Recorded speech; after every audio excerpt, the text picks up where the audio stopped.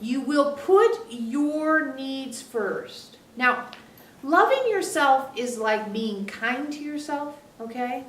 Putting your needs first and respecting yourself, it may not always feel super mushy.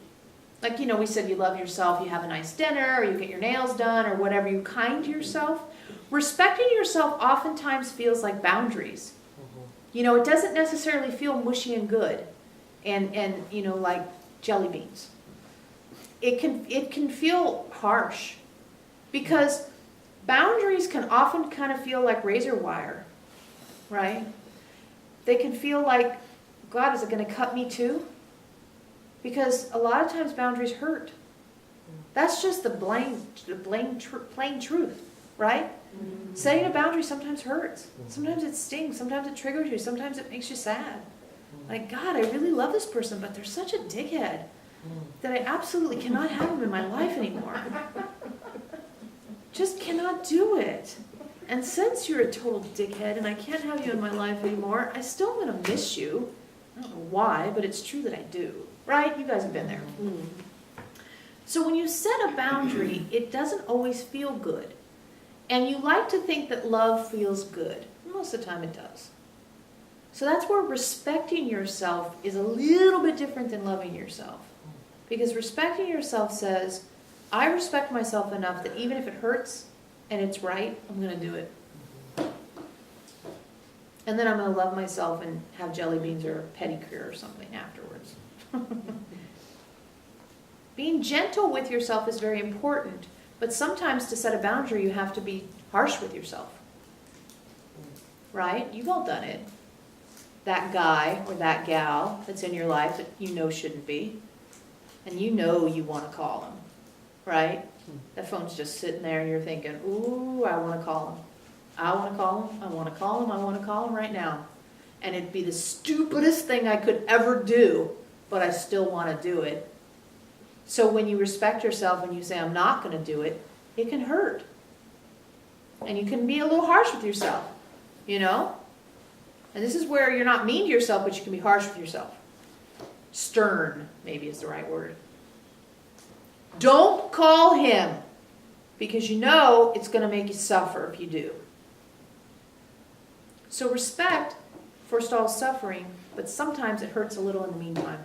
Because you have emotions, and you have feelings, you have bodies, you have density. So when you think about respecting yourself, don't lose sight of the fact that in the journey to respect, there can be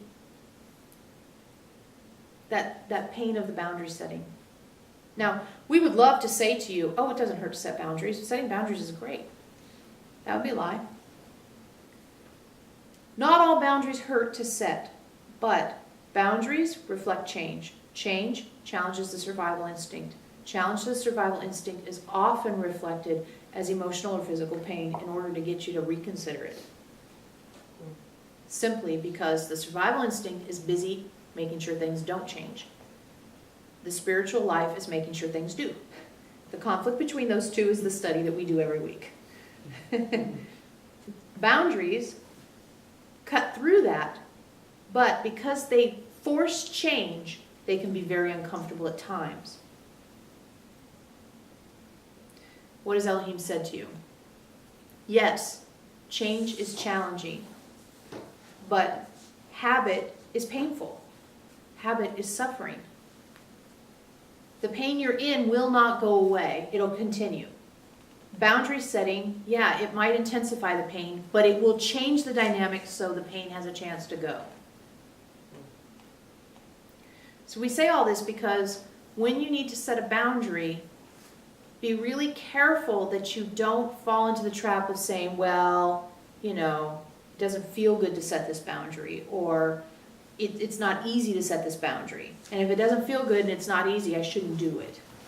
Be really careful that you stay disciplined enough to attend to, I want the truth of me represented, and if to get to the truth of me requires making a boundary about things that don't reflect the truth of me, and that's uncomfortable, well, then that's just what we're going to have to do anyway. The discomfort doesn't have to linger. In fact, it can go away immediately. But oftentimes the act of setting a boundary can be uncomfortable, and that doesn't mean you shouldn't do it. But it does mean you should pay attention so that you're not doing it in an unkind to yourself way. You don't get to be mean to yourself in setting a boundary. You don't get to say, oh, it hurts to knock this dickhead out of my life, so that must mean I'm a bad person for ever having had him in my life, or whatever kind of crap you can dream up to be mean to yourself. That's not okay. You can just say, it's really painful to kick him out of my life, but I know that if I keep him in my life, I'm suffering. So I'm willing to endure a little bit of pain to grow, rather than endure the never-ending suffering of having someone in my life that doesn't help me become the best truth of me. And you all know what we're talking about, because this ain't no secret. If you've ever been alive, you know this whole story. And it could be family members, it could be lovers, it could be people that you deal with in the grocery store. Setting a boundary is not the easiest thing to do. But if you don't, then all you are is a doormat. And that's not loving, and it's not respectful either. So respect yourself enough to set boundaries, and love yourself enough to be kind to yourself as you're doing it, and to be gentle about the residual discomfort you might feel. Yeah, this hurts because this is a lot of change. Yeah, this is uncomfortable because change is uncomfortable typically. But I know this is the good move for me.